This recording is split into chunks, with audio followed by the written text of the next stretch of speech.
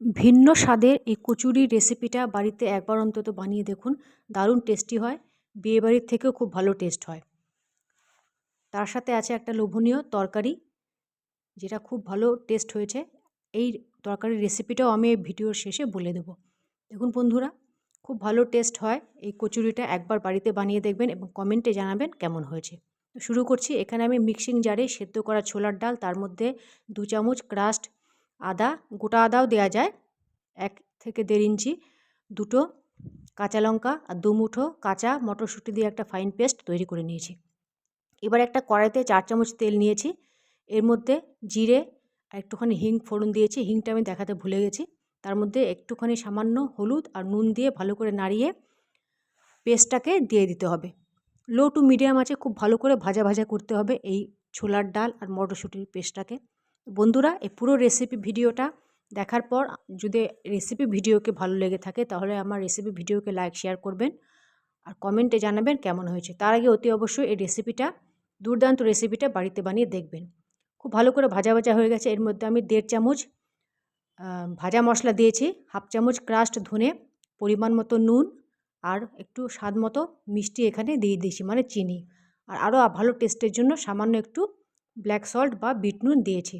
আরও একবার এই সমস্ত উপকরণগুলো দিয়ে ভালো করে মশলাটাকে ভাজা ভাজা করে এখানে আমি বাটিতে ঠান্ডা করতে নামিয়ে রেখেছি।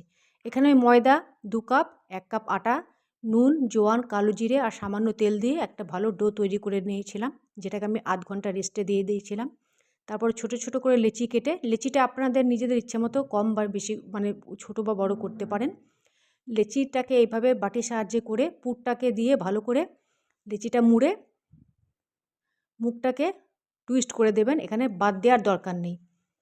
এইভাবে পুরো লেচিগুলোর মধ্যে পুরগুলোকে ভরে রেডি করে নিতে হবে।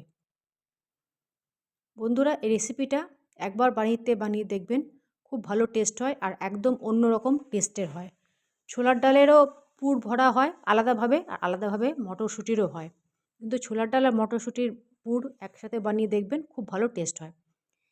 এই লুচিগুলোকে খুব পাতলা করে বেলার দরকার নেই, কারণ তেলে দিলে মানে ফুলে গিয়ে ফেটে গিয়ে ভেতরে যে মশলা আছে সব বেরিয়ে তেলটাও নষ্ট হবে আর মানে পরিশ্রম পুরো নষ্ট হয়ে যাবে। তো একটুখানি মোটা করে বেলতে হবে লুচিগুলোকে। এখানে তেল কড়াইতে গরম করতে দিয়ে দিয়েছিলাম। ভালো করে খুন্তির সাহায্যে হালকাভাবে নাড়িয়ে নাড়িয়ে প্রত্যেকটা কচুরি এভাবে হালকা লাল করে ফুলিয়ে নিয়ে ভাজতে হবে। আপনারা চাইলে কমও ভাজতে পারেন, আর একটু লাল লাল করে, একটু বেশি লাল লাল করেও ভাজতে পারেন।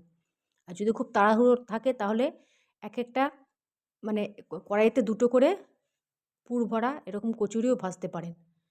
তো আমার একটুখানি তাড়া ছিল, সেই জন্য আমি 2টো করে পুর ভরা কচুরি এভাবে করে আমি ভেজে নিয়েছিলাম।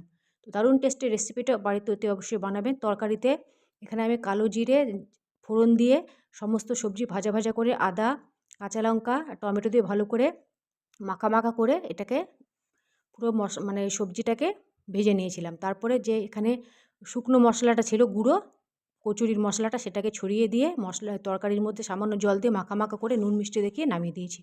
দারুণ টেস্টি হয় রেসিপিটা, এ তো অবশ্যই বাড়িতে বানাবেন।